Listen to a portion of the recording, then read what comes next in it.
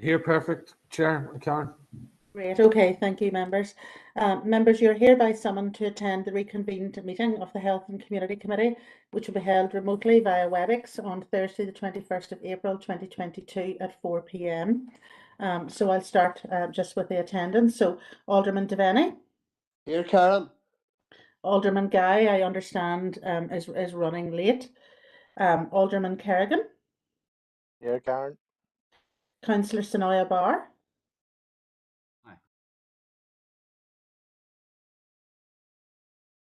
Councillor Michaela Boyd. Shaw, Karen. Councillor Carr.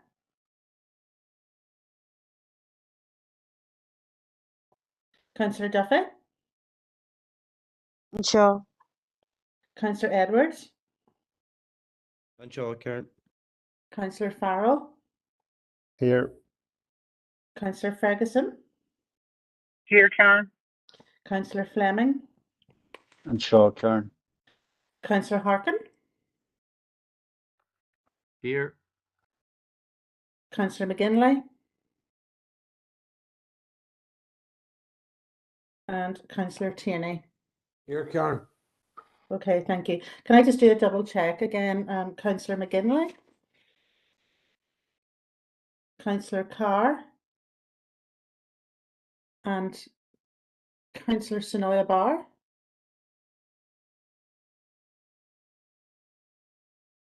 Okay, thank you, Chairman. Thank you, Karen, and very welcome to all members and council officers. If I could read the broadcast statement for remote meetings. I would like to remind everyone who is in remote attendance that this meeting will be broadcast live via the council's YouTube channel and will be available for viewing by the public and media. The broadcast will also be available for repeated viewing at a later date. This broadcast may be terminated or suspended in accordance with council protocol. Members and approved speakers are reminded to only have their mics and cameras on while speaking at the meeting and to use the chat facility to highlight a request to speak.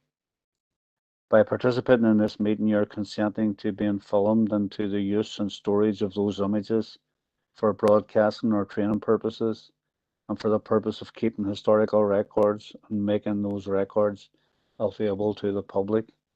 A copy of the council privacy notice may be found on the council website www.derrystrabane.com.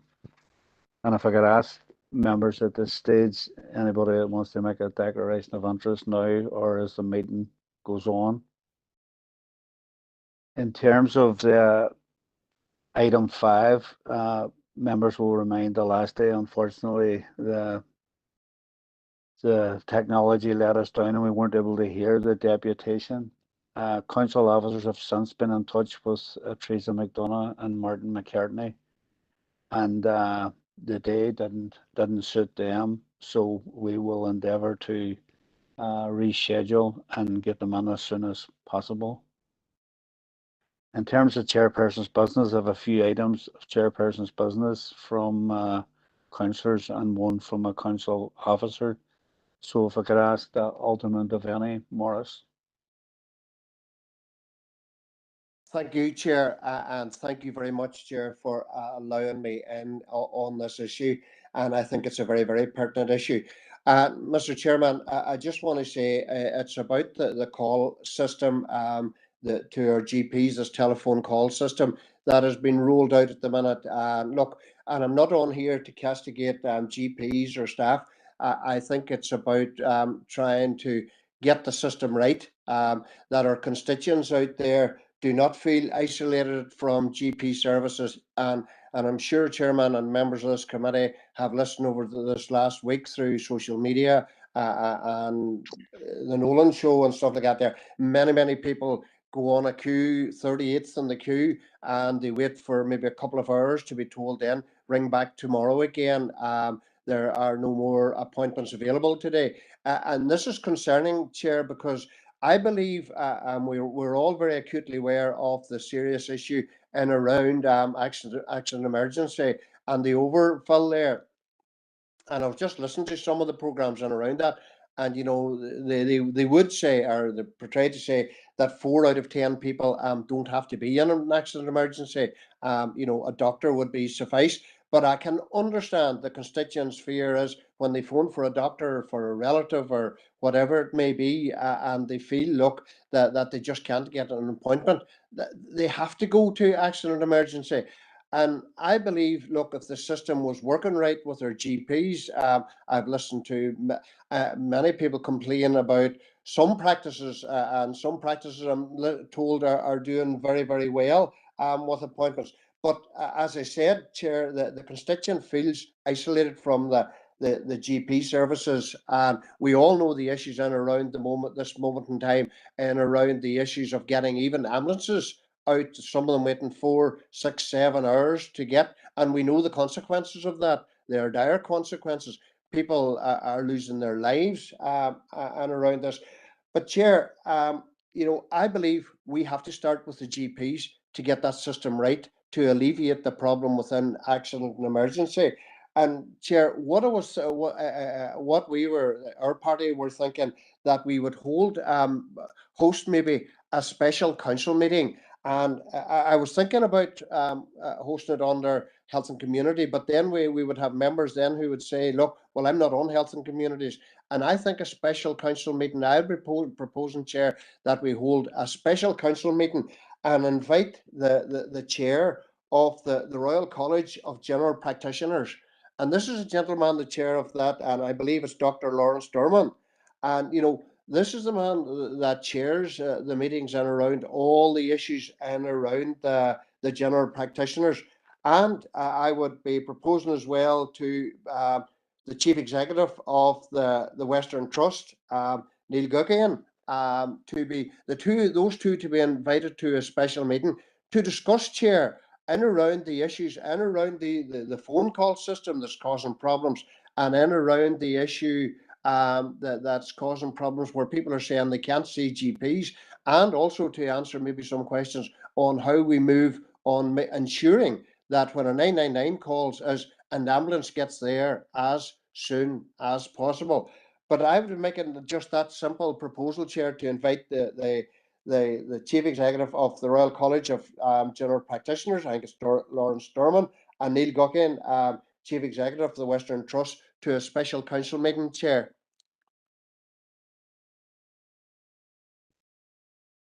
Thanking Thanks you. once again for Thanking you, Morris, and your proposal has been seconded by Alderman Kerrigan and of a couple of indicated speakers so far.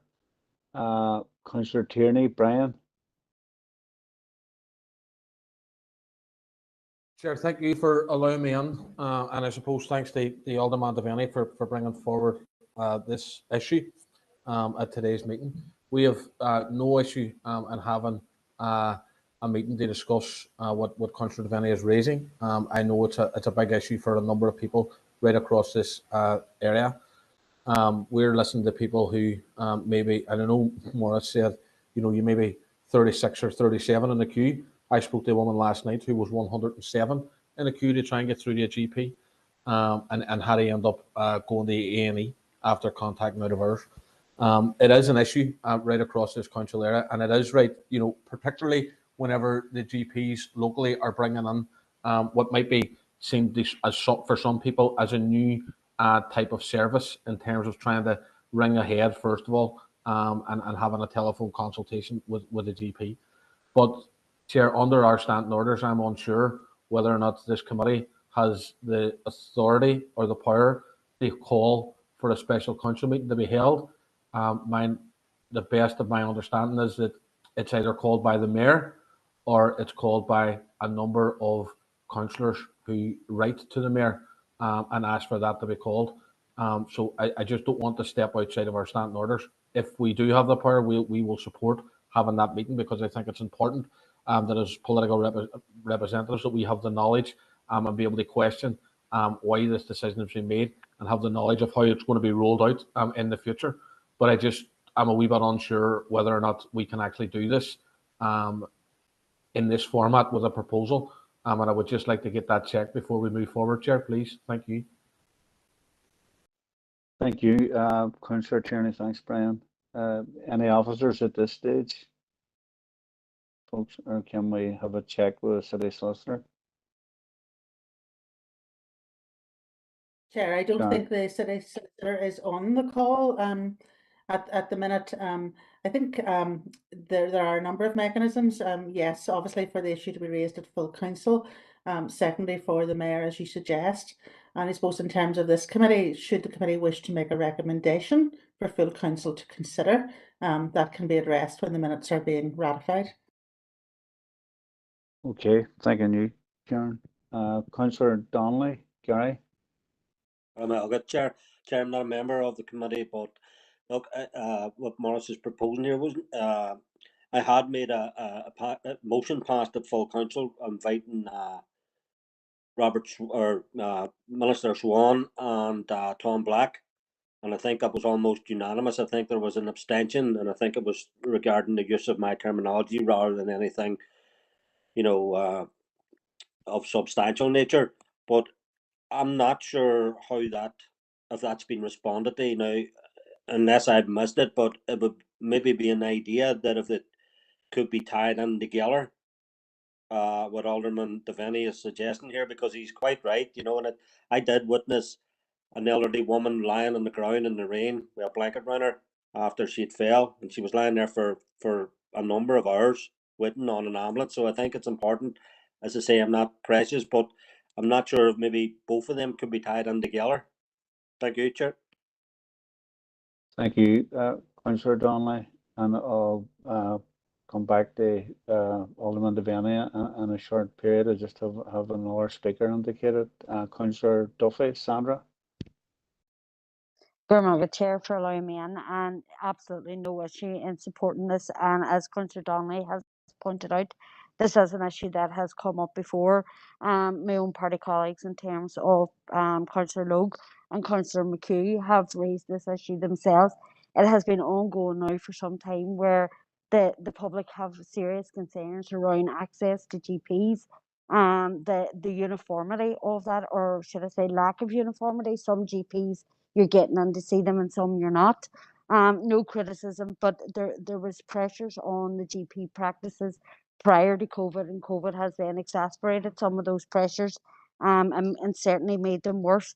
I know that we have written to the medical board. We've also written to the trust. I believe they've come back to say they have no control over GP practices or what they do. I know we have written to Tom Black and the health minister. We've also had, I believe, the GP Federation and other people in as well.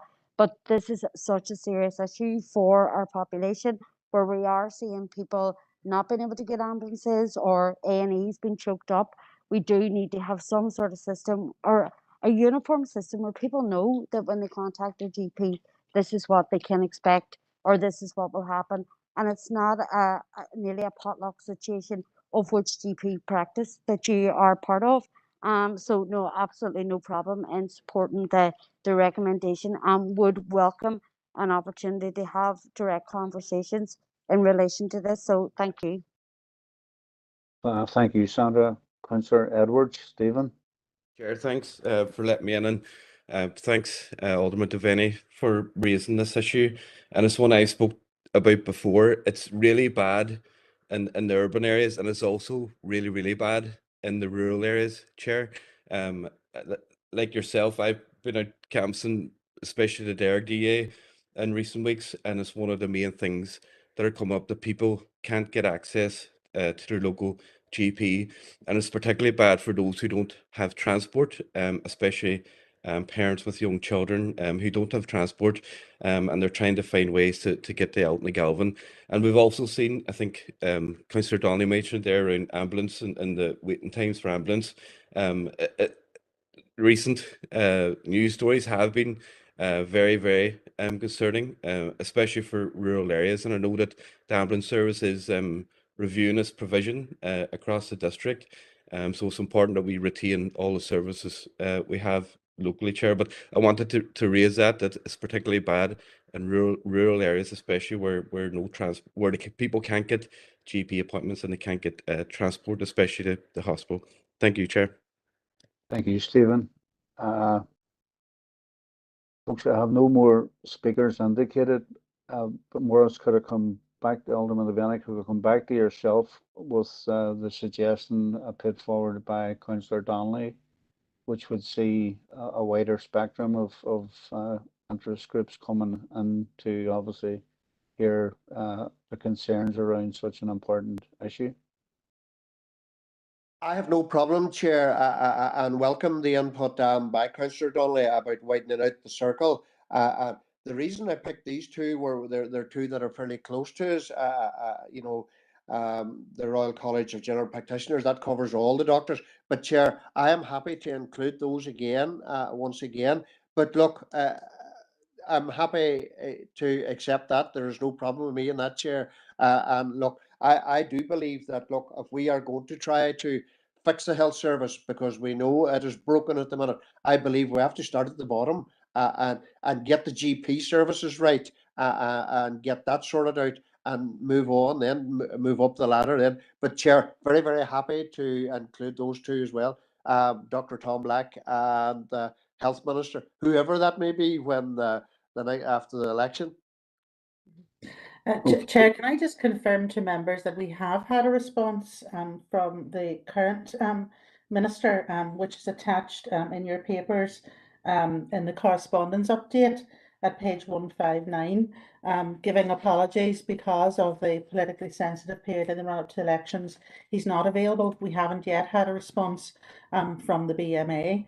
So subject to your views and the endorsement of any recommendation by full council, we as officers will look at how those meetings will be rescheduled and whether the timings tie in terms of having everybody at the same meeting. Appreciate that, Karen, and again, just come back to Morris's proposal and his acceptance of Councillor Donnelly's input, and I think that's got widespread agreement from what I can see, and there's nobody else down to speak. So if we can move forward on that basis, that the committee is in agreement that all four agencies, and whoever may or may not be in a ministry or not, we'll seek to have them come to our council to hear firsthand representatives of people who are concerned in relation to this issue. So thank you, Alderman Devaney. Alderman Devaney, when you said to me, use two issues, or do you want to move to the second one? Probably the second one, Chair, that look, maybe isn't as difficult a one to find out. What I wanted to find out, we know the issue and around the free car parking and the hospitals, and I'm just wondering, has anyone any information when that's being introduced or when it is to take place, or where is it sitting at the moment?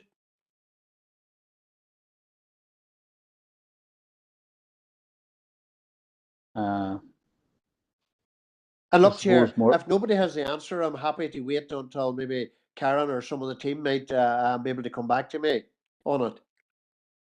Appreciate that, Morris. But Chair, I just want to say thank you to yourself for allowing me in on the first issue. I think it's a very, very important issue at the moment, and thank members for their support on it. Thank you, Morris. If I could move on to the next and ask Councillor Harkin. Sean.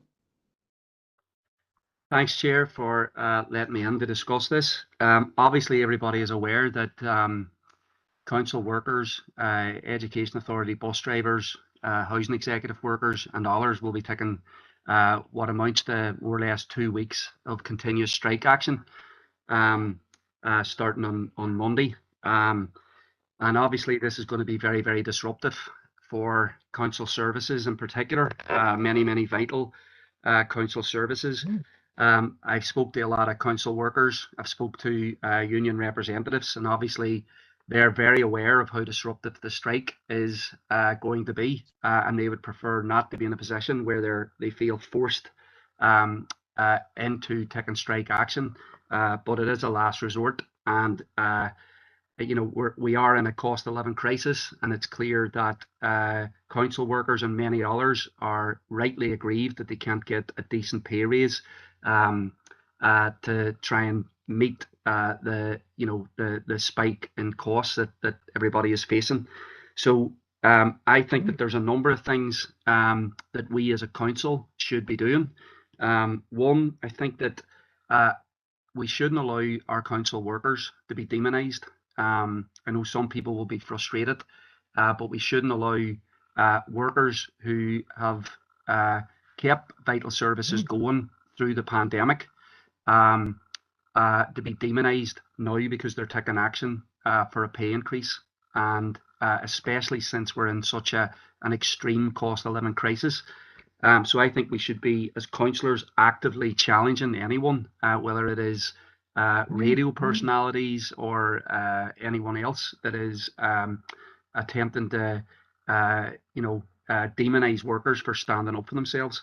The second thing I think we should do as a council is, I think we should reiterate our corporate position, and our corporate position is that we have given our support to the demands of the trade unions for an above inflation 10% pay increase.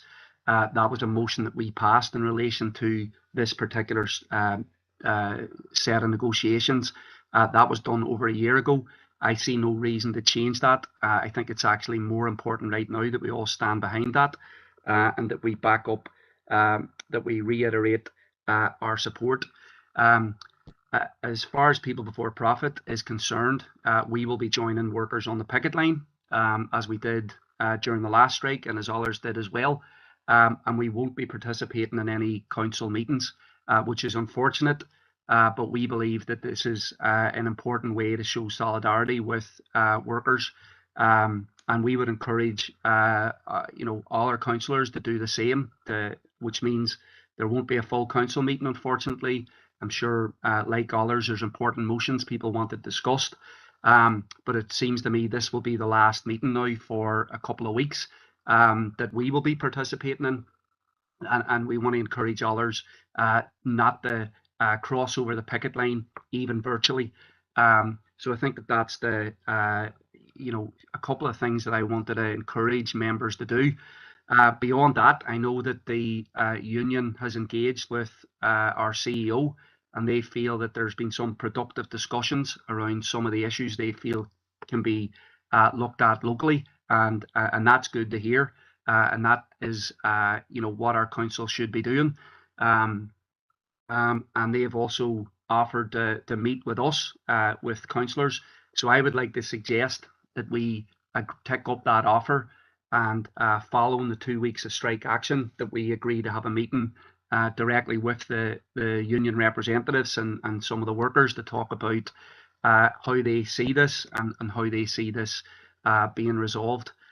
So I'm hoping we can get agreement to do that, even though it won't happen until after the strike. And then the last thing I want to say is, look, this is this weekend will be the beginning of the Workers' Rights and Social Justice Week, leading up to the May Day March and Rally next Saturday on the 30th.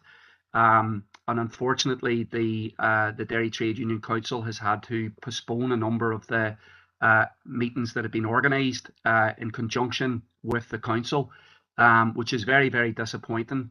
But again, it's a Workers' Rights and Social Justice Week. There are workers taking strike action, and they have made that decision, which I think is the right one. Hopefully we'll be able to do those meetings in the future. But I think the key thing right now from a workers' rights and social justice point of view is backing workers' demands for a decent pay raise. I think I would like to encourage everybody to join the trade unions at the Dairy Trade Union Council organised march. It's more significant this year than ever before, given the number of workers who've taken strike action and the number of workers who are planning to take it, and given that so many people feel under pressure for pay raises. So thank you, Chair, for letting me introduce this, and hopefully people will support the proposal to hear directly from the union and workers after the strike. Thank you. Thanking you, Sean. Of a couple of other speakers, Councillor Donnelly, Gary. Chair. Chair, no, it's just to reiterate what Councillor Harkin has said. First of all, I'd like to send solidarity to the striking workers in council, not only them, but everybody else who's struggling for and fighting for a fair day's wage, for a fair day's pay. I think, sometimes we feel that myself in particular, that, we're not doing enough. But I think, as Councillor Harkin pointed out here, we have an absolutely great opportunity here to put pressure on behalf of striking council workers by refusing to cross the picket line, either physically or virtually. And I think that if all the councillors and elected reps stick to that, then it will really, in my opinion, it should be a great boost for those who are striking. So just to concur with Councillor Hargan and to send solidarity with all those involved in strike action at the minute. Thank you, Chair. Thank you, Gary. Councillor Duffy, Sandra. Thank you, Chair. And just like the previous speakers, I also want to send Sinn Féin solidarity to the workers. I see the TransLink have today suspended their strike action after negotiations with their employer. So that is welcome, and hopefully they have a result out of that. But in terms of the council workers, we absolutely 100% support them, back them in their strike action. We have been on the picket line with them the last time, and we will be there with them again on this occasion. And like the last time, we didn't attend any meetings. We won't cross the picket line virtually or physically. So no, 100% in support of that. And we have been having our own conversations with council workers, with the unions, and we will continue those. But certainly, if there is a meeting in terms of members with the union reps, happy to attend that as well. So thank you, Chair. Thank you, Sandra. Councillor Tierney, Brian. Thank you, Chair. And I suppose, just like the other speakers, just first and foremost to send our solidarity to all of the workers who have found themselves with no other option at this stage but to strike. I think it's welcome to see that the bus drivers are now reballoting and after negotiations to see how the workers feel about the latest offer that was made to them. And hopefully that can be brought to a satisfactory conclusion for everyone involved. I think it's important that we do keep all lines of communication open with workers and with the unions as well. We've been reaching out to both and trying to find out and trying to work with them to get this brought to an end. We, like other parties in this council, during the last strike didn't attend any council meetings, working groups, or anything like that, and I don't see that changing this time. You can't stand in solidarity, but yet not cross the picket line either physically or virtually. So we have no issue whatsoever in doing that as well. I do have a slight concern in relation to the meeting that Councillor Harkin is suggesting, and I would just like to take a view from officers and possibly from Councillor Harkin himself, if that meeting will be in open or confidential business. The reason being, Councillor Harkin opened his remarks by saying that he didn't want workers to be demonised, which I fully agree with. But having a negotiation around people's pay in an open meeting could lead to all different types of outcomes, particularly whenever that meeting is broadcast over the internet. I think these negotiations need to take place, absolutely, but they need to be done in an appropriate manner. So I would just like some clarification around that. But in terms of sending our solidarity to the workers, standing with the workers on the picket lines like we have before and like we will again, and not crossing the picket line either virtually or physically, for us is a given, and we will be there with the workers. Thank you. Thank you, Brian. Karen, any response to Councillor Tierney and from an officer perspective? Chair, just to confirm that the appropriate mechanism for consultation and negotiation is through the JCNC.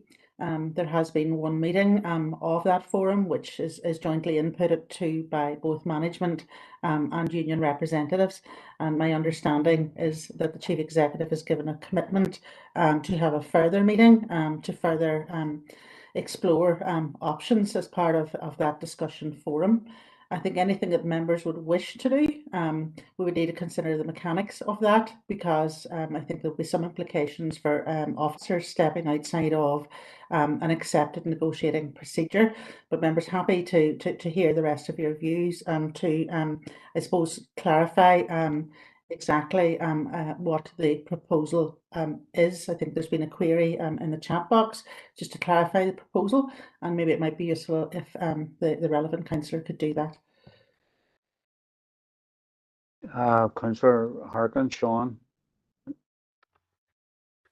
Thanks, Chair. Well, yeah, I suppose two things. I think that the news that the TransLink strike is suspended for the time being, it will probably bring relief to a lot of people who depend on public transportation. But we'll have to wait to see if the workers actually agree to the new proposal. I've been speaking to bus workers, and a number of them that I've spoken to so far aren't very impressed.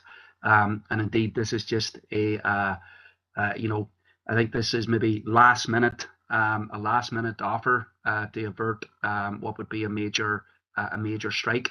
So we'll see what workers have to say about that in the next couple of days. On the meeting with the Unite representatives and workers, look, I suppose there's different kinds of meetings that will happen. There's the meeting where things that can be negotiated with the council. That's already happening. I don't see this meeting as that, because you know, that is something our CEO and the management team are involved with the council workers in doing. We've had other groups of workers in to give their presentations on the challenges they face, the issues that they face in terms of and why they're making particular demands. I would see council workers as no different in terms of we've had health workers in, we've had community sector workers in, we've had you know, many different groups of workers in speaking about why they have chose to take action or why they are making particular demands. I think that there are issues because it is they work for the council. I think we should get input in that. I would be happy to ask, or maybe a council officer can go and ask if we agree to the meeting in principle, we can go and speak to the union representatives about what kind of meeting they would feel most comfortable engaging with councillors on. Thank you, Sean. I have a couple of other, well, I have another speaker, and then I see Councillor Duffy has put a thing in the chat box. Alderman Hussey, Derek. Thank you, Chair. I'm not a member of the committee. It's just referenced in particular the bus drivers' action. Like Councillor Duffy and others, I do welcome that. There would be concern as to basically freezing of society for many people who don't have their own transport. But is anybody aware of the situation with the EA drivers? Because as a former teacher who taught at O level and A level, we're coming into a time of extreme importance for those students who will be taking their O and A levels. And I know as a former teacher, I find this to be a particularly important preparation time for those students. Now, the issue with the AA drivers would be particularly relevant in the it's not so much actually getting the children to the school, but the AA drivers are sometimes the feeder buses that are bringing our rural children to where they would pick up TransLink transport. So I do have a concern there. I can understand and empathise with the needs of the workers, but I'm also mindful of impacting severely on the future of our young students at those particular levels. Thank you, Chair. Thank you, Alderman Hussey. Thanks, Derek. Sorry, Councillor Farrell, Rory, my apologies, because I know you've maybe asked the question or put it in a couple of times, and I'm not sure if it's for me the answer as the chair, but I didn't see this as a formal proposal. No. Can I come in there 2 seconds? Chair. Yeah, yes, Councillor Farrell. I know when Alderman Devaney made his proposal the last time about GP services, it was pretty clear what the proposal was, that we invite, the Royal College of GPs to come and speak to us about, this telephone first system, which was announced last week that it's going to continue. Councillor Harkin's proposal, I'm not sure what it is. Obviously, we support the workers on strike. They should have a fair pay package, and we're not going to be crossing any picket line. But I'm not sure what he's asking us, and that's why I would like to see that clarity. So I'd appreciate it, Councillor Hart, if you could put it in the chat box. Is it a formal proposal that the meeting needs to agree on, or is it something aspirational? I'm not sure what it is, so I would appreciate that clarity, please. Thank you. Thanking you, Councillor Farrell. Rory.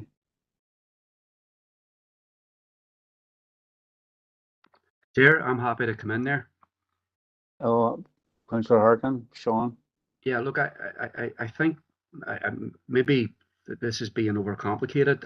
I made a proposal that we meet with representatives from Unite and workers as well to discuss their demands, and that's it. The question was asked: is this going to be done in public or in a confidential meeting with councillors? And I suppose what I said is that we should get input from the union representatives themselves about what they would be most comfortable with, given that the people that will be discussing work for the council. I don't think that that's super complicated. And as I was saying, we've done this with many other groups of workers in the past. So this couldn't be ratified until there's a full council meeting, which I would imagine wouldn't be happening until after the strike. So we'll have plenty of time for council officers to follow up with union reps. Appreciate that, Councillor Harkin. Do we have a seconder, members? Councillor Harkin's proposal. I'm happy to second, Chair. Rory. Thank you, Councillor Farrell. I don't hear any difference of opinion in terms of meeting with Unite representatives. It certainly would be my own experience of meeting with them for years at different junctures at their request. Okay, members, proposed by Councillor Harkin, Sean, and seconded by Councillor Farrell. Rory. If I don't hear anything to the contrary, then we'll only take it as read. And thank you, Councillor Harkin, for bringing that forward. Members, in terms of Chairperson's business, I'm going to ask Council Officer Barry O'Hagan, in terms of Barry wants to give us an update with regard to the city baths. Barry, please. Thanks, Chair. Members, this is just for information, but look, there'll be a more detailed report coming back in front of you once we receive the tenders. The tenders were due back this week, but with holiday period. So the pre-tender estimates, members will be aware that we have an approved budget of £600,000. The pre-tender estimate has rose substantially. It's somewhere around £1 million mark. So we haven't brought a formal paper in around pre-tender estimates. We want to see what the actual tender price is, members, and we'll bring that back in for information, discussion and approval. So I just thought it was important that members, we discussed this at senior leadership team, it was important that members are kept abreast. We've been queried by a number of users and user groups where we're at with this, and just that members were kept abreast of where we currently sit. But the pre-tender estimate is sitting substantially over budget as we're out to tender, and any further reports will be brought in next month to you, members. Thank you, Chair. Thank you, Barry. Alderman Hussey. Derek. Thanks for letting me in again. Thanks for that, Barry. So I suppose it's something that we can expect on a lot of tenders that haven't commenced due to price rises, etc.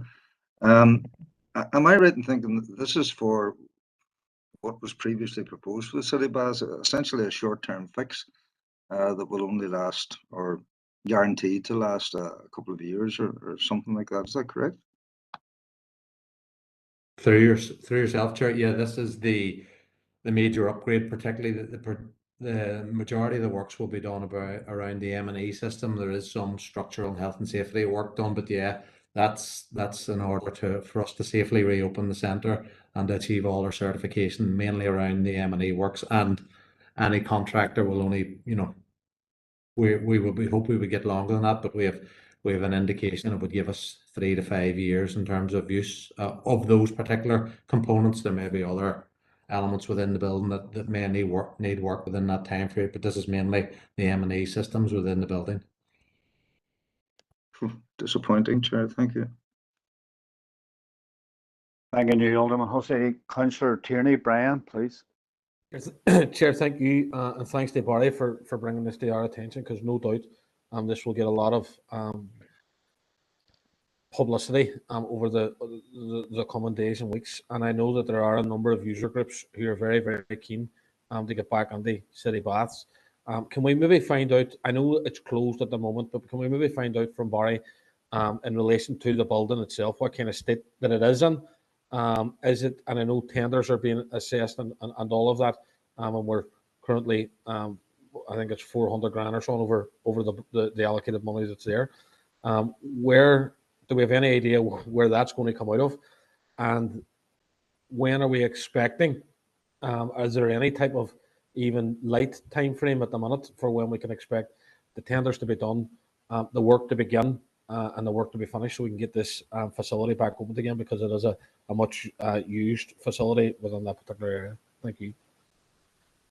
Thanking you, Councillor Tierney, Brian. Barry, I have a couple of other speakers, and if I maybe could take them, and then if you want to come back on the different points raised. No worries. Councillor McGinley, Emma, please. Good Chair, and I just would sort of concur with what Councillor Tierney had said there. I've been having numerous constituents asking me about the progress on the city bath, so I appreciate, Barry, you coming back and giving us the update that you have, and I look forward to the report coming forward, and hopefully that the work can come in sooner rather than later. The public demand is there for the work to be done on the city baths, and the service users are eagerly awaiting any form of update on that. So I look forward to seeing the rest of it coming through. And again, just to concur with Councillor Tierney, is there any sort of time frame on when we can expect to see that work drawn to a completion? Very good. Thank you, Emma. Councillor Harkin, Sean. Thanks, Chair.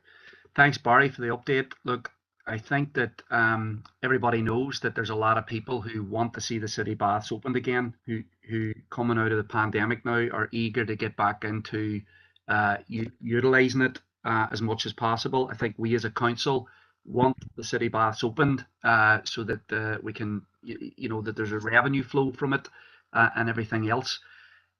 I think we're probably all frustrated that the work hasn't been completed as of yet, because I think that the dates that we've been given about when it would be completed have tended to move. So I found myself in a position of telling people it's going to be finished by this date, and then them asking me what's happened, and that we need to have clarity about that. But from the initial discussions about the question of whether or not we should renovate it, I don't see anything having changed. That there is still overwhelming support, it seems to me, for getting the baths renovated and getting them into use as soon as possible. And I know that we did have a debate earlier about how long we would get in terms of the renovation, and the years tended to change as well. There was a more drastic opinion, which then we seen climb up in terms of we would get a longer use out of it. So look, further clarification on this would be extremely helpful for councillors, but also for people who are asking us what's happening with the baths. Thank you. Thank you, Sean. Barry, back to yourself, please. Yeah, I'll try and answer all those questions collectively. In terms of the time frame that a number of councillors have asked, but that'll be part of the tender submission. Our design team obviously have a programme, but that has to be confirmed by the winning tender. So that will form a part of the report that comes back into members, where we will give a start date and a completion date subject to the budget being in place. In terms of the budget, there is no current budget outside of that £600,000. So we have forwarded that on to the Chief Finance Officer for consideration, and that will be one of the reports that he discusses at Capital Working Group of members in terms of the remaining capital budget that Council has, and how members would like to prioritise that. And again, obviously that'll come into a subsequent report into this committee as well, members. In terms of the time frame, we will also ask our colleagues in Environment and Regeneration, Councillor Harkin, to reconfirm that in terms of what a contractor will stand over, and in terms of what we would anticipate the lifespan of some of those M&E systems to be. And we will get our colleagues in Environment and Regeneration to further clarify again around the timescales that the contractors provided, and we'd be able to stick to those timescales once we start on site, and when we're actually able to commission the new pieces of kit and actually get users into the building. So we will ask our colleagues in the ENR who are leading this on our behalf to further input into that paper. Thanks, Chair. Thank you, Barry. Councillor Tierney, Brian. Chair, thank you for allowing me back, and thanks to Barry for his answers. And I appreciate that this is most likely a moving topic and changing all the time. But you know, we haven't had much detail with the greatest of respect to Barry, and I know he's provided us with the information that he has in hand. But you know, I'm no further forward after having this discussion. Currently, at the minute, what we're being told is that we're 400 grand short of what we think we might need the repair City Bass, and we have no idea when it's going to be done. Can we even get a timeline on the tender process, when that's going to finish, and when we expect that we might be able to be in a position to appoint someone, just even for our own knowledge, so then we can keep an eye on it ourselves? Because I appreciate that all the information is not there, and I understand that. But at least if we can have a timeline ourselves, we can chase up on it in the weeks ahead. But I'm very, very concerned now at the minute that this has to go back to the Capital Development Working Group. Everybody knows what the priorities for that group were. 400 grand is an awful lot of money to try and find. And all the while this is going on, City Bass is lying empty, and there's no one there. For me, and I appreciate what Councillor Harkin saying around an income revenue and all of that. It's more about the recreational aspect of it for me, and making sure that people, like I did when I lived in the Bogside, are able to use City Bass and have that facility there practically on their doorstep is really, really important to people in that area. So it's vital that we move this as quickly as we can and make sure that we're doing everything we can to find the money, to find the contractor and get them on working as quickly as we can. Thank you. Thank you, Brian. Councillor Ferguson, Rachel. Thank you, Chair, and thank you to Barry for letting us know. Barry, I know you don't have all the answers, and there is a paper coming forward. I'm just wondering if, when the paper comes forward, that we can have as much information as possible as into what maintenance has been done over recent years, because I know this seems like a huge amount of money for the City of Bass, but I do believe that it's probably because it hasn't had a great deal of money over recent years invested in it, and this is a big investment into it, but to keep it going, because it is needed. It is in a highly deprived area. It's where many of us have learned how to swim, and it is loved. So when that comes forward, I don't know whether it might need a meeting with councillors to go through everything, because I have similar concerns like Councillor Tierney, where if this goes back to the Capital Working Group and gets put on the list of priorities, that are we going to be sitting with the City Bass now closed until we can identify the funding? I also think it might be worth it looking at some of the COVID funding that we have, and whether or not we can cover the cost, because as far as I am concerned, I think we were hoping that this would be nearly at completion. Unfortunately not, but no, I appreciate the update. I just think it would be timely to have as much information as possible when we come to the next report to identify where we're going to find the funding from and what funding has been put into the City Baths over the recent years. Thank you, Chair. Thanking you, Rachel.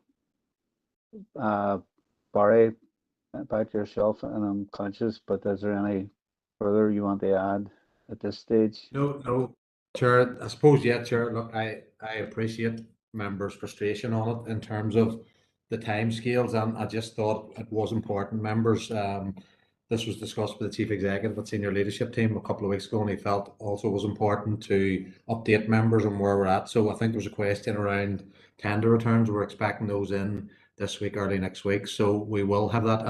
And members, the reason for not bringing a report in to seek approval for the additional 400,000 was if the tenders actually come in more expensive. We didn't want to be coming back in again on 2 separate occasions of an ask for this project. So that's where we're at with that. We will endeavour to get all of that information off our colleagues in Environment Regeneration who are leading in this. This is essentially a capital project, so we will get all of that information. The Chief Finance Officer is aware of the potential ask, and he will have identified, like some members have suggested, where that will come from. But obviously it will require elected reps to make that call on it. So look, we will get all of that information into any report going forward, and we will get that in as quickly as we possibly can once we get the tender prices back, members. Thank you, Chair. Thanking you, Barry, and thanks to the members. Moving on, members, to item 7, the minutes of the meeting on Thursday, the 10th of March. For accuracy, pages 17 to 46. And of accuracy, no issues of accuracy. Have I got a proposer and seconder, please? So proposed. Sorry, was that Morris, Alderman Devaney? Sounded like Councillor Tierney. If it's, I can propose Sorry, and second it. Councillor Tierney proposing, Brian, and Alderman Devaney Morris seconding. Thanking you. Any matters arising, members? Moving on to item 8, if I could ask Seamus, please, to take item 8. Thanks, Chair. Chair, the purpose of this report is to seek members' approval of service level agreement. Sorry, is that Alderman Kerrigan? Councillor McHugh, I had an issue in the chat box there for matters arising just. Oh, sorry, my apologies. My apologies, I'm only seeing it, Councillor McHugh. Sorry, Seamus, if I can take this matter arising. Councillor McHugh. Yeah, Chair, it's just under good relations. I suppose it's a fairly tenuous link, but it is a matter to do with good relations, Chair, if you would permit me. Go ahead, Councillor McHugh. Yeah, Chair, I just want to raise an issue, Chair, in Castledearg on Friday night there passed throughout Castledearg, including the town centre, which is supposedly a shared space, and the council maintained car park at McKay Court. There's been a number of unionist stroke loyalist flags erected, as I say, throughout the town. And obviously this is an advance of tonight's anti-protocol rally that we're being subjected to in Castledearg. And Chair, I just want to raise it because, as I say, you know, Castledearg Town Centre is supposed to be a shared space, and it's set to benefit from the Levelling Up Fund, so over £6 million funding. And I believe this is an attempt not only to mark out territory in Castledearg, which, let's face it, has a nationalist majority, and increasingly so, but it's also an attempt to ratchet up tensions in Castledearg in advance of tonight's anti-protocol rally and indeed the forthcoming marching season. It doesn't go unnoticed either, Chair, that one of the flags that's on every lamppost is a Bank of England £20 note, and I'm reliably informed that that's a slight on council by Castledearg loyalists for withholding a portion of the Good Relations funding due to sectarian singing at their event last July. So, Chair, to think that probably a mature adult male actually sat down and thought that up, it actually beggars belief. But I will say it doesn't bode well for any future Good Relations funding that particular group may be applying for in the future. Chair, and I think the council has to send out a message. The Castledare Town Centre is a shared space. There's a number of thriving food businesses there, and it has an increasing reputation for for its restaurants. And other businesses have been in contact with me, and I have to say, not all from the nationalist community who don't want these flags. So we as a council, Chair, we need to be sending out the message that Castledare Town Centre is a shared space, and that our car parks that we are responsible for should be flag free going into the future. And just touching on what I raised there earlier in terms of tonight's anti-protocol rally, and not only are we being subjected to Jim Allister and the likes of Jamie Bryson, but of course we have to endure then a band parade into the bargain with 8 bands parading around Castledare, and that's following 2 loyalist band parades on Easter Monday, one in the morning and one in the evening. But, Chair, to bring me to my final point, the anti-protocol rally is billed and has been advertised as being held in the McKay Court Car Park, which is a council-maintained car park. And I've been in touch with council officers, and there has been no contact with council whatsoever in terms of asking for permission or hire of that facility.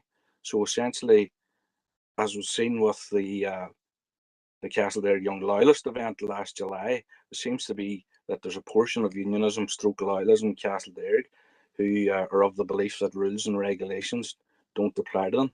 So, Chair, I just wanted to raise that today to make members aware that nobody has applied for permission there, and if possible, I'd like to hear a response from council officers on it, Chair, although I do realise this committee is probably not the most relevant to that issue. And Chair, I thank you for allowing me in on this issue. Thank you. Thank you, Councillor McHugh, Rory. Alderman Kerrigan, Keith. Thank you very much, Chair, for allowing me in. Chair, I do hear Councillor McHugh's concerns. Chair, just if it is, I'm just wondering, has Councillor McHugh the proof to back up his accusations there? Because he's making a few accusations there, and it's just word of mouth. Accordingly, from what I'm picking up from what Councillor McHugh's stating, he's stating that he's informed it's Castledare loyalists, I think he referred to them as, who's put up these flags. I don't know who's put up flags. I've noticed flags in the town. I've noticed the £20 flags or whatever you want, or whatever, I don't know what name they're referred to as, have been erected as well, and union flags have been erected in the town. But I mean, I don't know who put them up. I noticed them up, but as I say, I don't know who put them up. I don't know what evidence Councillor McHugh is bringing to the table to say that it was members of a band, and he's seeking now question mark over any potential funding that council gives to them. He's also making accusations in regards to the car park, that there are ones within the unionist loyalist community who are seeking to use facilities without asking permission.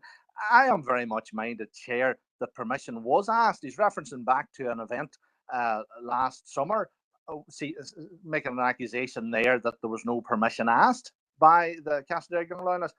I know that there was. I know for a fact that there was. I saw the form that was submitted to council. So he's making an accusation there, Chair, that's not right. Further on to that, Chair, I would agree that the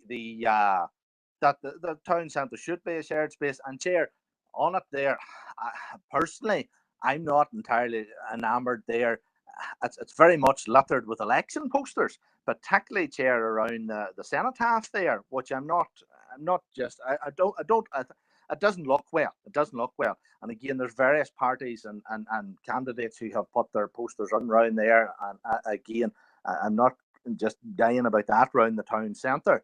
but there are many election posters up on various approach roads and all the rest. But Chair, it's that situation there whereby it's so as I say, Chair, yes, I do understand that there are concerns. I don't know who's apparently from looking at that as West Tyrone. Sorry, if I find it. West Tyrone United Unionist seems to be the organizer of this parade there, and you know he's referencing loyalist bands and enduring band parades. Chair, there are those there.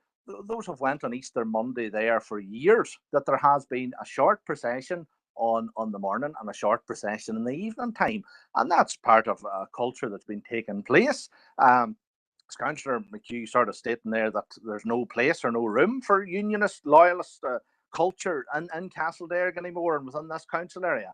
And further to that, Chair, I'm sorry, my last point here. Chair, hi. Now, if I just mind now, my last wee point there that I was going to say it, but as I say, it'll not matter. It's not come to me there now at the minute. But Chair, it's just those couple of points there, Chair. As I say, it's not the flags have erected. I don't know who has erected them. If Councillor McHugh's any proof or evidence as to who those are, he should bring it forth. But thank you very much, Chair, for allowing me in. Thank you, Alderman Kerrigan. Councillor Edwards, Stephen.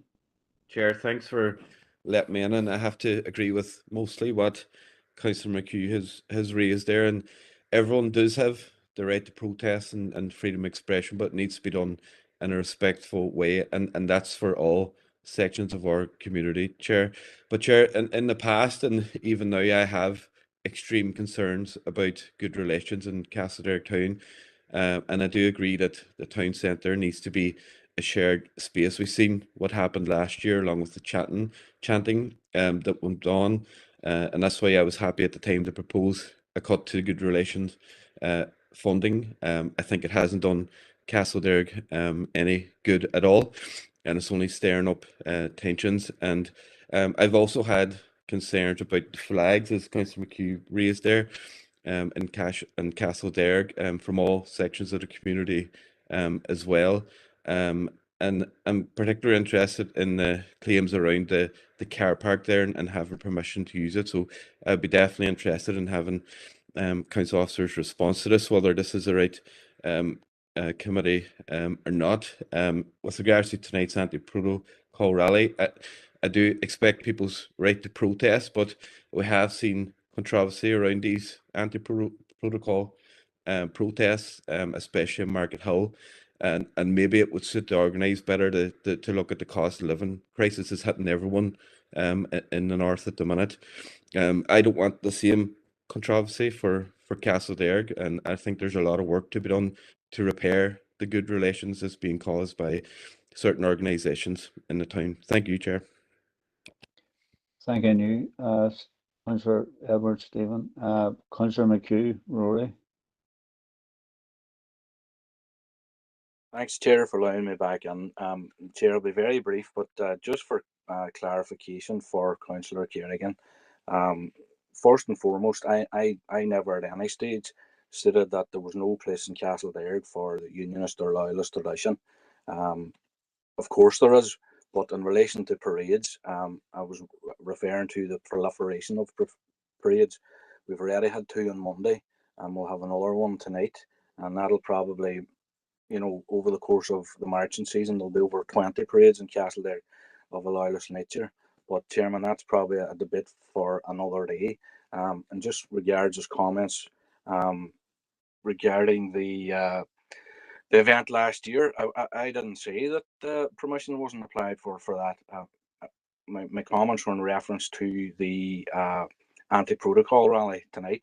I think maybe what he means is, when I was stating about there's a certain section that maybe think that rules and regulations don't apply to them, what I meant by referencing the event last year was in relation to the terms and conditions of the allocation of good relations funding, which this council clearly found that Castleberg Young Loyalists hadn't adhered to.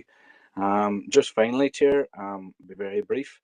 I do know who put up the flags, because I was actually there, and I seen the boys that put them up, and I seen the piece of plant equipment that used to put them up. So Councillor Kerrigan said he doesn't know who put them up. I do know who put them up. You know, because I've seen them on my 2 own eyes. Thank you, Chair. Thank you, Councillor McHugh. Rory. Alderman Devaney Morris. Thank you, Chair, for allowing me in. And I'm just back off Alderman Kerrigan's comments. I just want to put on record that I did say when the issue was raised last year by this councillor in around the event that happened in Castledare, that this would be an issue with good relations. Now, there was a lot of good work done in around in around Castledare to build it to a stage to get. Yes, there was a one-off thing, but probably a song or whatever happened was sung, and it seems to have derailed her. But I warned at that time, if Councillor McHugh continued on this here, it would damage good relations in the area. And realistically, I don't know what about the pound flag, but we all get paid in £20 and we have no problem and getting that. So I haven't seen those flags, but I'm sure the other flags are probably Red Hand of Ulster, which we see across the Northern Ireland everywhere. And we have the flag of our country, which we see as our flag of the country, as the Union Jack. And, you know, we talk about rules and regulations. I think, Chair, when we look back at the history of Castledare, one of the most bombed villages in Northern Ireland, you know, there were no rules and regulations when the IRA were carrying out their atrocities through Castledare, blowing it apart and murdering many of its citizens. But, Chair, I just did warn that this could damage relations and we would need to be careful. Thank you very much, Chair. Thank you, Alderman Devaney Morris. Alderman Hussey, Derek. Just briefly there to come back in on the issue raised by Alderman Devaney. I think there is a reaction to an attempted vilification by Councillor McHugh of the band last year. And I have seen stuff on Facebook where that is basically said, because of the attempted vilification of the band, they have reacted and good relations have been put back. Meanwhile, Councillor Edwards seemed to suggest that there will be controversy or bother at tonight's event. I certainly hope not. I'll be taking part in it with my band, and I look forward to a good night enabling people in Castledare to express their frustration and concern at the impact that the protocol is having on our community, and we'll see how it develops. Thank you, Chair. Thank you, Alderman Hussey, Derek. Councillor Tierney, Brian. Chair, thank you for allowing me, and I wasn't actually planning on speaking on this. Councillor Edwards has made our position very, very clear, but I find it ironic that we're actually sitting and people are making out that the reaction to action taken by this council is creating tensions within Castledare. What created tensions in Castledare, to the best of my knowledge, was what happened at their event in July. That's what created the tension. That's what created the difficulty. That's what created the investigation by this council. That's what created the reduction in funding by this council.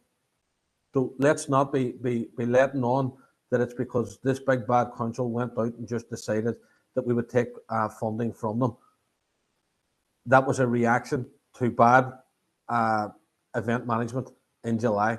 And I think that has to be made clear, because otherwise people are suggesting that this council is at fault, and I don't think we are. The problem around good relations was created in July, and this council had to react, and that's what they done. Some people might not like that, I appreciate that, but that's where we're at. Let's not be making excuses for what happened or for what is happening in Castledare tonight. No one, to the best of my knowledge, wants the protocol. I certainly don't want it. I didn't want us to leave the European Union, but those who did and those who told us that the protocol was the best thing since sliced bread are now the ones who are out protesting about it. And what we're seeing at these protests and what we're seeing from political unionism, in my view, is Jamie Bryson's politics with Jeffrey Donaldson's voice. And we're seeing DUP representative after DUP representative lining up to defend what is happening at these rallies, to defend the taking over of Castledearg village tonight and other villages across the north around the protocol which they supported.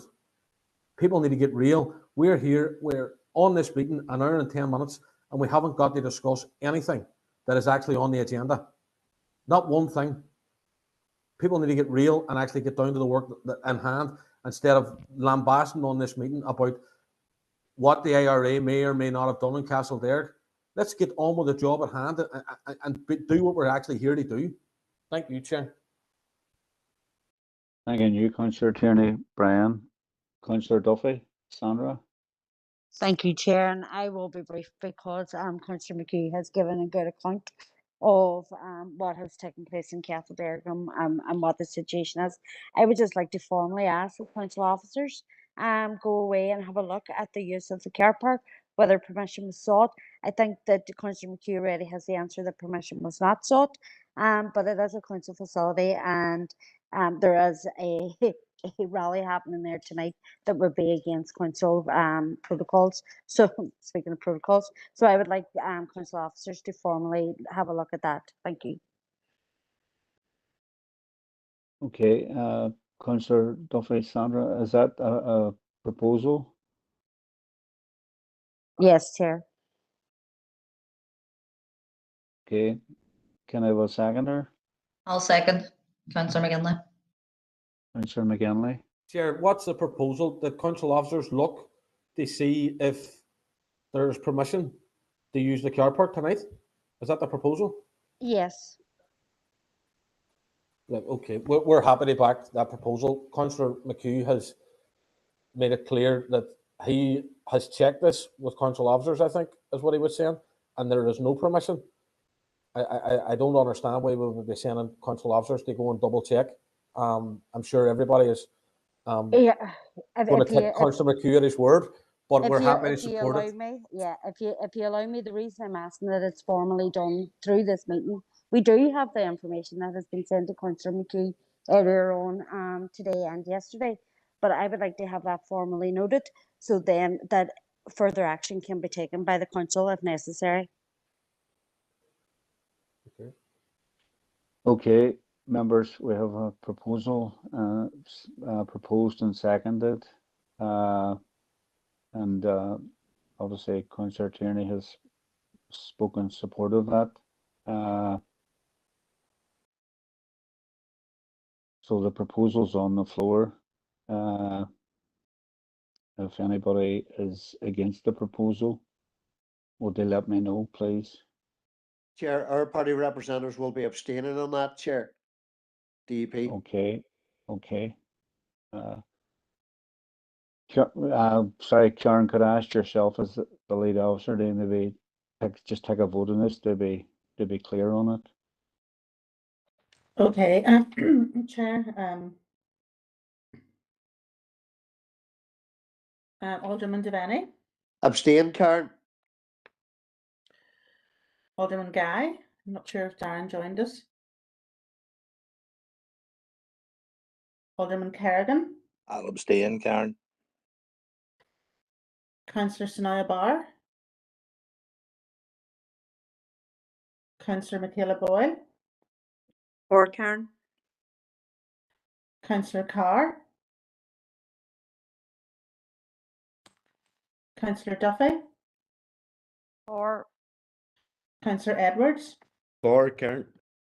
Councillor Farrell. For. Councillor Ferguson. For Karen. Councillor Fleming. For Karen. Councillor Harkin. For. Councillor McGinley. For Karen. And Councillor Tierney. For Karen.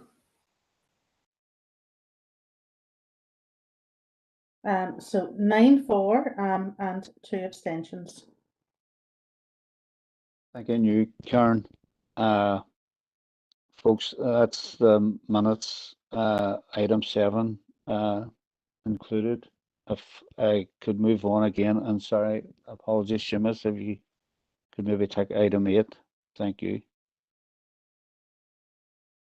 Chair, the purpose of the report is to seek members' approval of a service level agreement for the provision of services by council to the Drinking Water Inspectorate. Although Northern Ireland Water supplies water to approximately 99% of the population, there's approximately 180 private water supplies in Northern Ireland, which range from domestic to large commercial premises. Standards for drinking water are strict in relation to levels of bacteria, chemicals, and metals. And although DWA monitors and enforces the regulations, the inspector works closely with councils' environmental health departments who carry out sampling. And chair, members are asked to approve the SLA and data processing agreement between DWA and council. Thank you, Seamus. Okay, members, any No one? proposed, Alderman Devaney, chair the recommendation. Thank you, Alderman Devaney Morris. Seconder, please. Farrell. Councillor Farrell, Rory, thank you. Proposed and seconded. Everybody in agreement with the SLA? Thank you. Thank you, Seamus. Moving on to item 9, if I could ask Barry, please. Thanks, Chair. Members, the purpose of this report is to seek your approval to extend funding allocations to our current advice providers for an additional 3 months, from the 1st of April to the 30th of June 2022, based on last year's allocations. To seek your approval to extend the pilot tribunal appeals programme for further 3 months for the same time period, and to seek members' approval to extend the welfare reform mitigations extension programme again for the same time period for 3 months.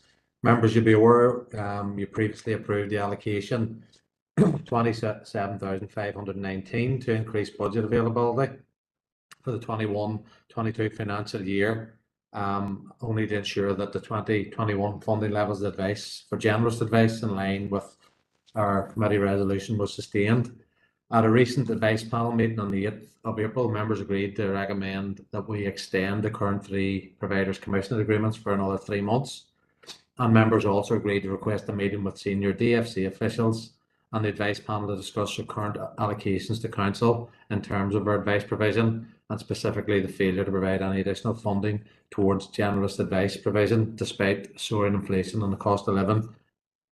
In terms of the finance around this, members, you'll see in section 4.3 that DFC have verbally confirmed funding in respect of advice provision will be based on the 21-22 allocations, so no additional funding in terms of generalist advice provision.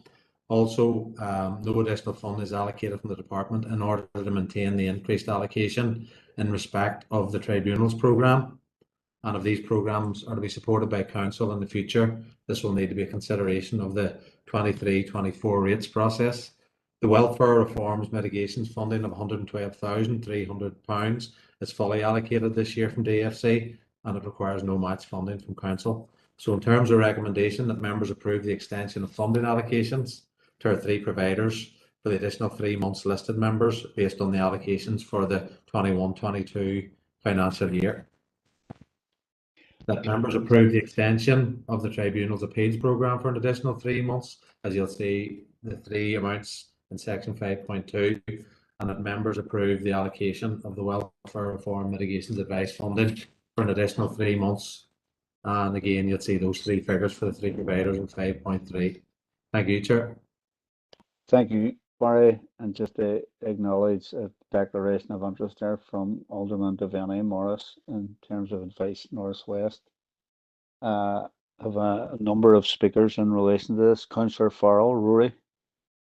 Thanks, Chair, and thanks, Barry, for the report.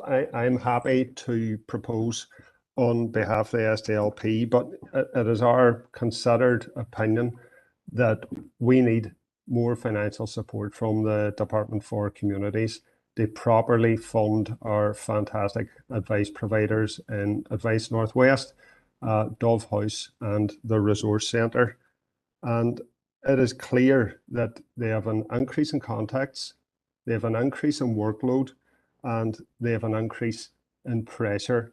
And there's been no discernible increase in funding support from Department for Communities. And as my understanding, that there's been no increase for generalist advice services in the last 7 years.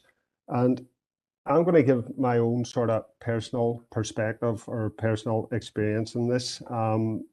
My day job is casework, and I've got a hefty caseload, and approximately 70% of it is housing or benefits. And Department for Communities is responsible for housing, and they're responsible for benefits. And I'm not sure if this is scientific, but I'm sure it would be generally reflected across our advice providers. And when we look at the contribution from DFC, it's 55%. I don't think that's enough. I think DFC should be funding more than 55%. So I welcome the future engagement with DFC, because realistically, they should be contributing more. We have massive inflation. We have the soaring cost of living. The pandemic is still here. People are still trying to get to grips with universal credit. And the end result of that is there's more pressure on our advice providers. So it needs to be properly funded. And the people with the deep pockets are the department. And as I've said before, most of the advice queries are their responsibility. It's departments and sectors within their department regarding ESA, JSA, PIP, universal credit, housing. It's all DFC related, so I think they should be contributing more. So happy to propose that on behalf of the SDLP. Thank you. Thank you, Councillor Farrell, Rory. Councillor Duffy, Sandra. Thank you, Chair, for allowing me in, and thank you to Rory for his contribution there. Unfortunately, I missed the last advice panel, but Councillor Jackson attended on my behalf, and we are content with the arrangement that has been made in terms of the 3 allocations and how it's going to move forward. Also content with approaching DFC to have those conversations. I think it is important that we do have those conversations. Our advice services have proven in terms of the volume and the quality of the work that they are involved in, particularly over the pandemic, where they stepped up and went over and above in terms of the work that they were involved in. I know from, I suppose I should declare an interest. I'm on the Board of Advice Northwest. I do know firsthand in terms of the work that they do, and will regularly use all 3 services in terms of different constituency issues and what has coming up. So absolutely no issue in seconding the proposal. Thank you, Chair. Thank you, Councillor Duffy, Sandra. Councillor Harkin, Sean. Thanks for the report, and to Seamus, and thanks for the look. We agree with the proposal to extend funding for the next 3 months. And that'll give some security to our advice providers who, as everybody knows, play a crucial role in providing desperately needed help for people right across our district. We are extending, in my opinion, in order to have those discussions with the DFC, because the funding from the DFC has been static since 2015 through to 2022. So we can't just rubber stamp now the same amount of money coming from DFC and tell providers that they have to make do with that, because the reality is it's been 7 years of cuts. Look, if workers get paid the same amount every year and there's rising inflation every year, that's a pay cut. It's the same for all our advice providers. So we can't be in a situation of, as a council, of just accepting that our council should come up with more funding. I think we have to go and make the case to the DFC that that advice provision is crucial, that our advice providers are doing a fantastic job, that they are doing more work. They have rising costs, not only workers' wages, but costs for everything to keep the lights on, office space, all of that, and that they need to raise the amount that they're funding it for the district significantly. And I think that this needs to be a campaign of the council. Obviously, as a council, if there's funds available. We know about the COVID money. We know about the rate support grant money that's come in. Of course, we'll be open to making sure advice services are properly funded. But the central government should have primary responsibility for providing good independent advice services here in our district. So I think we have to aggressively follow up with the EFC and make that case. That's why we're willing to endorse this extension, which gives us the opportunity to do that. That's really. I don't think we can continue on with the same amount of funding. It's just not acceptable. And Chair, just for declarations, I'm obviously on the board of Advice Northwest and the Resource Centre. Thank you. Thank you, Councillor Harkin, Sean, and just to acknowledge as well, Councillor McGinley, Emma has declared an interest in regard to Dove House. Alderman Devaney, Morris. Thank you, Chair, for allowing me in. The DUP has no problem in supporting the recommendation here going forward for the next 3 months. But like previous speakers, we would raise concern and around the funding for these advice services, because they have been a vital tool over this last 2 years, giving advice for many people, and in around housing executive issues and benefit issues. And I do believe there is a case for the Department of Communities here to raise the amount of money substantially, because we all know the cost of renting properties or leases or whatever it may be, and the cost of heating and electricity has spiraled through the roof. We would happy to support that conversation with the Department of Communities about raising more financial help for these groups here who really help the people in need, who are in need, and to help them through a very, very difficult time. But happy to support the recommendation, Chair. Thank you, Alderman Devaney, Morris, and just to acknowledge Councillor Tierney, Brian has put in declarations of interest in terms of Dove House and the Resource Centre. Thanking you, Brian. Okay, members, that was proposed and seconded, and I don't hear anybody speaking against it in any major sense, but obviously more funding needed. So if I could move on to item 10, and again ask Barry, please. Thanks, Chair. Members, the purpose of this report is to seek your approval on the criteria for the Community Centre Venues Fund. Members will be aware this was first delivered in 2016-17 for a 3-year period, and it was open to centres that were not owned or managed by council. A review of the grant aid programmes was to be held in 2020. However, due to COVID, the review didn't go ahead as planned, and over the first year of the pandemic, the existing venues were extended for 1 further year, and a subsequent 1-year programme aligned to the work of community centres and the recovery from COVID was also delivered. Members, under the current criteria for applying for the venue fund, constituted not-for-profit organisations who have a community venue can apply for grant aid up to a maximum of 12,000 for Tier 1 or apply for 7,500 for Tier 2. Both tiers provide successful groups with a service level agreement for a 3-year period. The fund can be utilised for both core costs or project costs, or a combination of both.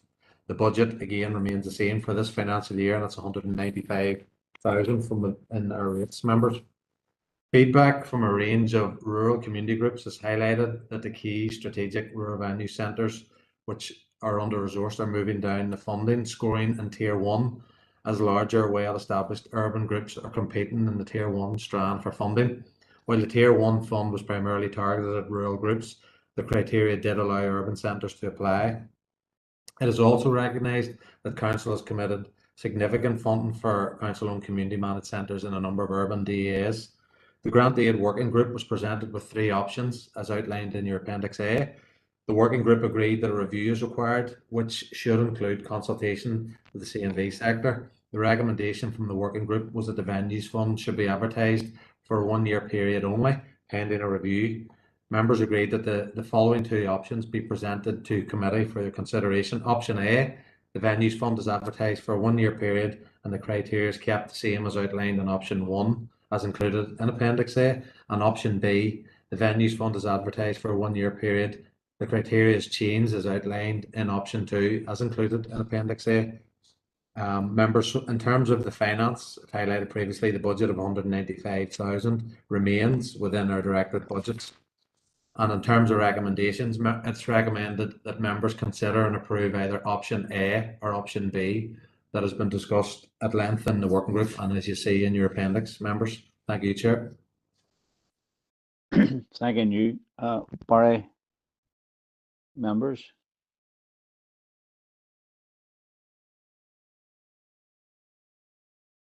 Chair Morris here. Alderman Devaney, please.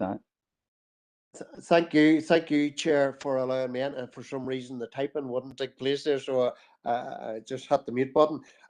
Chair, look, as a rural councillor, I welcome some of this report coming forward here, because in the past, I and other rural councillors have raised the issue in around rural venues, and we talk about the need in there to grow capacity and the work that they've done.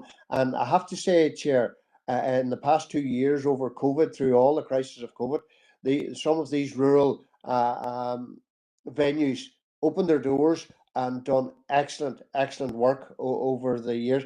But as a rural councillor, Chair, we always look at funding for rural venues and rural events, and then when we see urban events, and we look at some of the, not the events, sorry, the venues, and we see some of them getting huge amounts of money, 300,000, 400,000, 500,000 pound, and here we have rural venues looking for 12,000 pound to try to keep the doors open, especially, and they have done that over the last 2 years very well.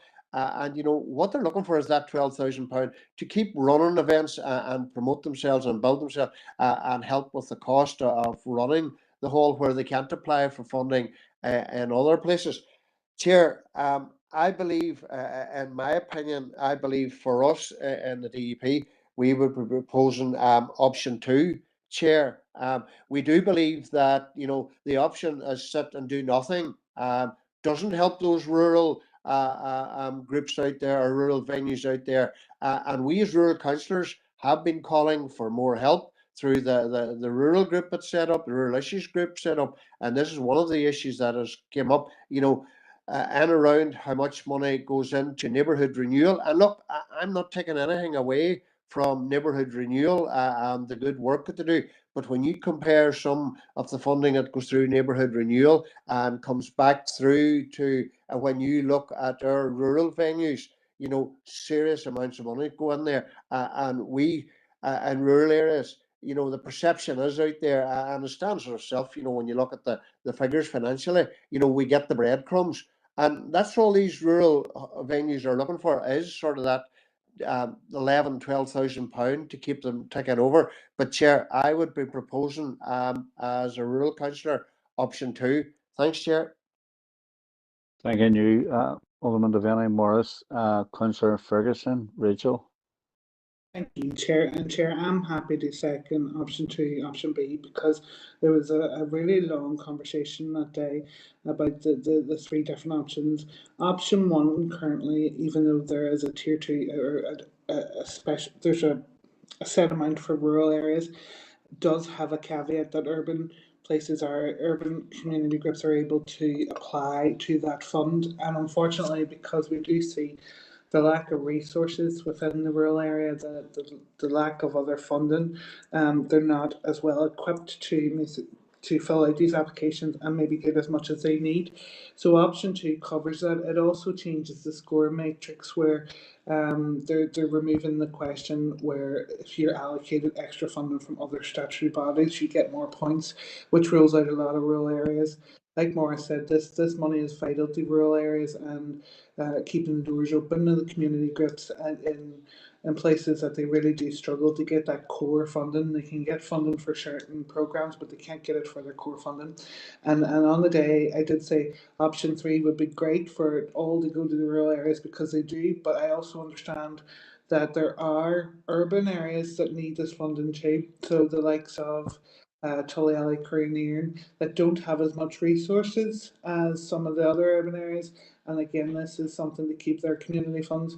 But we did want the caveat that it was reviewed over the next 12 months to see, because we want to have that consultation with all community groups, with all in both rural and urban areas. So that's why I'm happy to second option 2 and have the review over the next 12 months. Thank you, Chair.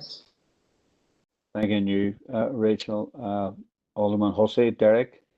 Thanks for permission again. Like Councillor Ferguson, I think when we've seen option 3 as representing rural areas, that's great. But there was a realism and a recognition that there are smaller community venues within the urban setting, and it would be unfair to rule them out altogether. So option 2 was the one that came to the fore when we consider this. I'm not a member of this committee, but certainly if option 2 is the one that's going as a recommendation from this committee to full council, the Ulster Unionist Party will be supporting it 100%. Thank you. Thank you, Derek. Councillor Boyle, Michaela. Yeah, thank you, Chair. We too in Sinn Féin are happy to support the option 2 in terms of going forward with it. I think obviously COVID has thrown up many challenges and how we do things. And I think, we're all part of the local growth partnership boards as well, where we hear time and time again about the small community groups and particularly the rural areas, struggling when it comes to funding and posts and other things, So we're happy to support the opportunity that, there will be change and to look at option 2. That will facilitate a lot of the groups going forward, so that nobody's left out in the cold and everybody has equal opportunity when it comes to allocating and receiving funds. So happy to go with option 2. Thank you, Chair. Thank you, Michaela. Members, it's proposed and seconded, and obviously anybody that spoke to it has spoken in favour of it. Councillor Farrell, Rory. Yeah, briefly, I wasn't a member of the working group, but I'm sure it was very interesting. I was happy to support option 2 as well. Okay, thanking you. Okay, members, I don't see anybody speaking against option 2. So unless they do now, I'm going to move forward on the basis proposed and seconded and unanimously agreed. Thanking you. And if I could ask Karen in terms of item 11, please.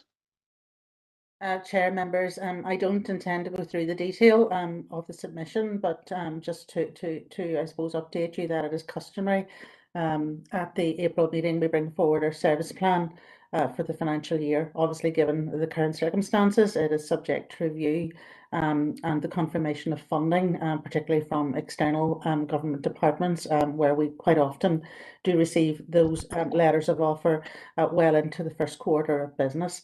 So members, happy to take any comments or suggestions, and heads of service will be available if you want to direct any questions towards them. Thank you. Appreciate that, Karen, and obviously thanks for the report and obviously the massive amount of work that goes into it and is behind it. Members?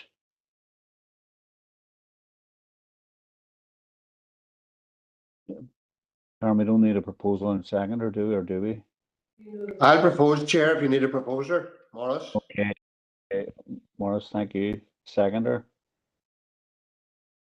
Farrell. Okay, Councillor Farrell, Rory. Okay, members.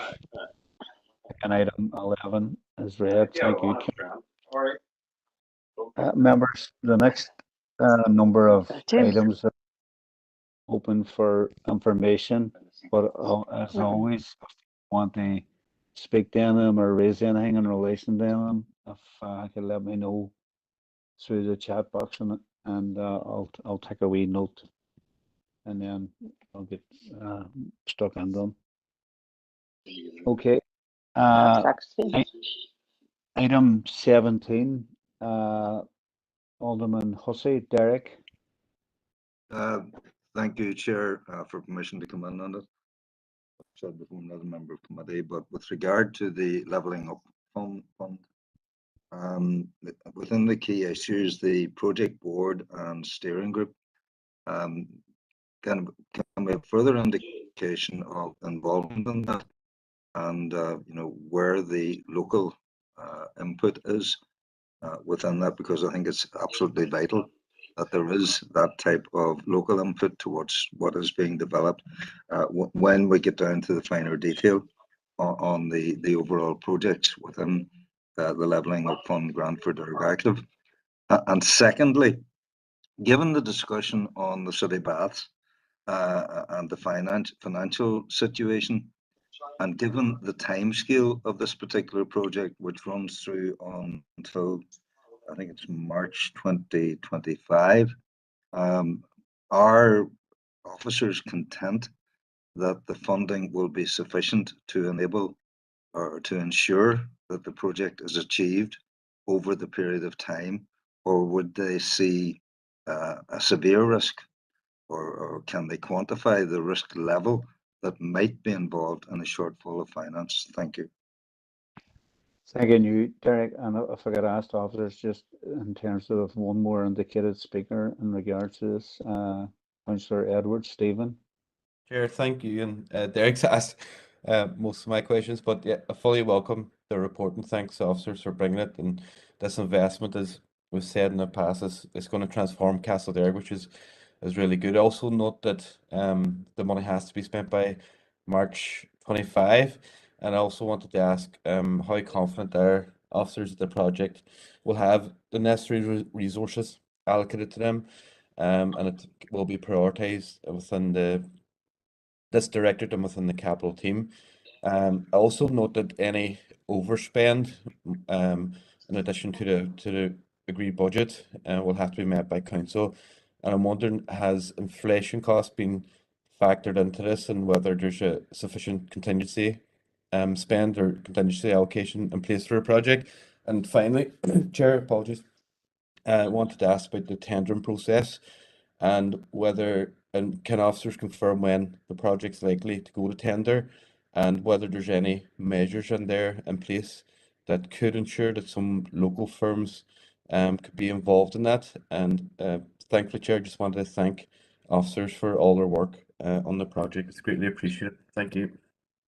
Thanking you, Stephen. And if I could just also, in terms of this issue, Councillor McHugh, Rory.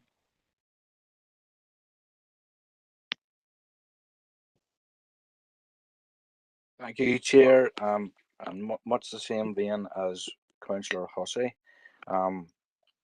Since this project's been muted, Chair, each report, we've had we've had this issue of challenging timescales.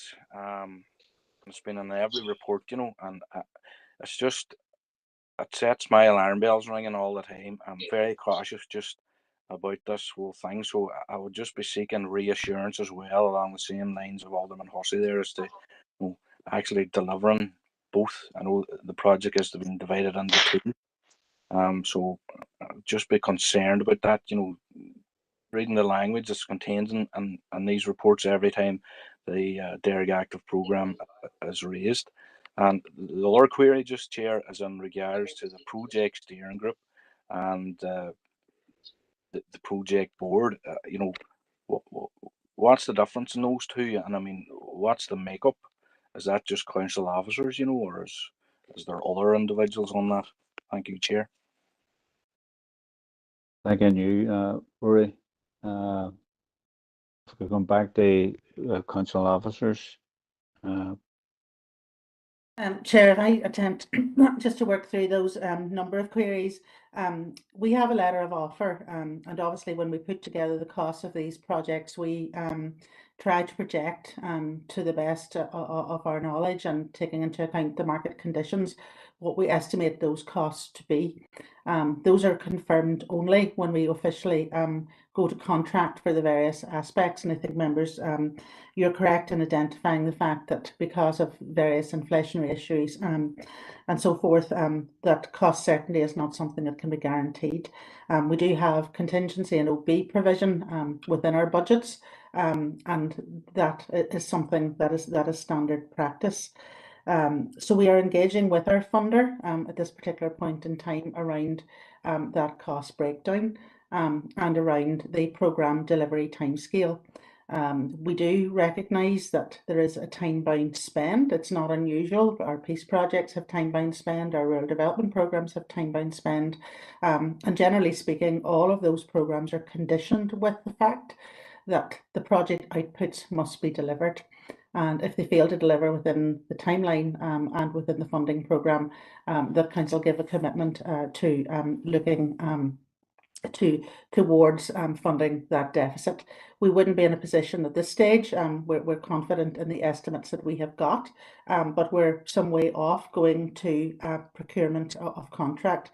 We have a professional project manager in place working full-time in this project, who's come in from the Strategic Investment Board, and that's to augment the capital team who work across our projects. So it is having dedicated resource and support.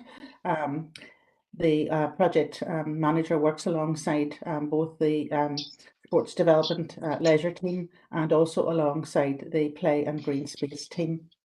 Members, you referenced the fact that the project was divided into two strands, and that's effectively because of the nature of the works to be undertaken. So very clearly identifying the pitch provision as a what can be taken forward within a separate contract. And then the second aspects in terms of the amenity castle site works, cycle paths, and parklets being a complementary range of work which sits largely within the green space play park theme. So that's really effectively a management process for ourselves in order to facilitate the development of projects which may move at different timelines depending on the complexity of the works required and the various approvals required to take those forward. The general management processes for all capital projects in council is that there is a project board.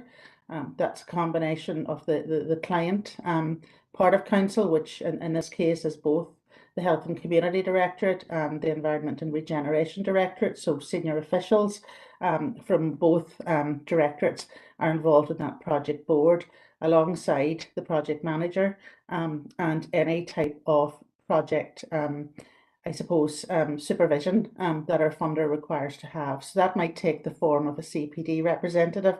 It hasn't been offered in this case, or a LUF coordinator who will come and attend meetings and assess progress.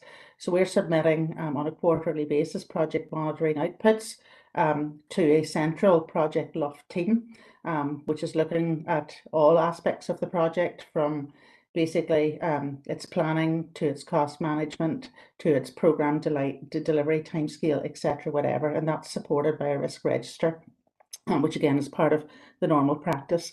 So underneath each project board, to allow for that opportunity for wider engagement of stakeholders, we've had it with the various community centre projects that we've delivered under Waterside Shared Village and other projects. There is an open community group that's open to perhaps potential user groups, others with the community who are interested in what it is the project is intending to deliver. And those groups can and are open to elected members. So there's been a very preliminary project steering group meeting just to look at who stakeholders should be for the play area. So Colin Kennedy will have the detail of that. And likewise, we haven't yet held one, but there will be a steering group established to support the pitch provision at Mitchell Park. From both of those steering groups, we invite a community client representative to be part of the project board. So that's the standard structure. So in terms of the involvement of local contractors, we're developing a procurement strategy at this point in time. And part, obviously, of our social responsibility and our obligations to support local economy growth is to ensure that our contracts are open and that we have in place various social responsibilities in terms of apprenticeship in terms of employment and engagement and so forth that we would want to see from a local perspective. So members, hopefully that sort of does cover in a condensed way the majority of your queries, and we'll be doing sort of regular updates to the capital working group on the progression of this specific project, and obviously liaising with the funder specifically to manage any risks to either cost or programme specifically. Thanking you, Karen, and just given the detail, does any of the members wish to come back?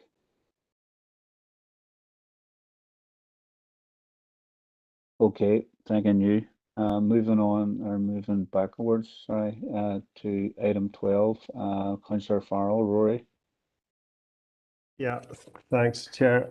I just wanted to welcome the publication of the long-awaited cancer strategy and the funding plan that's associated with it. I lost my father to cancer, and I'm sure loads of people on here have lost friends and family as well. So it's a really, really important issue, and I welcome the publication of this document, and I hope that it is delivered in full by the new executive that is hopefully formed after these elections. But I just wanted to touch on cancer statistics across the Western Trust, and there's three key measures. The first one is that 95% of people who are urgently referred with suspected cancer get their first treatment within 62 days. And in the Western Trust, the latest figure is just over 50%, which is the best trust across the North. The second one, 98% of people diagnosed with cancer get a first treatment within 31 days of the decision to treat. And the Western Trust is hitting 98.6%, which is amazing. And again, it's the best trust in the North. And then in relation to breast cancer, any suspected breast cancer referrals are seen within 14 days, or all suspected breast cancer referrals are seen within 14 days. And the Western Trust is currently hitting 61%, which is the second best trust in the North. So if we look at the performance, our trust across the rest of the trusts across the North, we're doing really well. But there's massive room for improvement as well. So I welcome the strategy. Hopefully it's delivered. Hopefully it's funded in full, and hopefully it results in people living longer and healthier lives. So I think it's good news, and it should be welcomed. So thank you. Thanks for that, Rory. Thank you. Okay, members, I don't see any other indications of matters of information. Anybody looking to raise them? So I'm going to ask for a proposal to go into confidential, please. I'll propose that, Councillor McGinley. Thank you, Emma. Councillor McGinley. Seconder, please. Farrell. Rory, thanking you.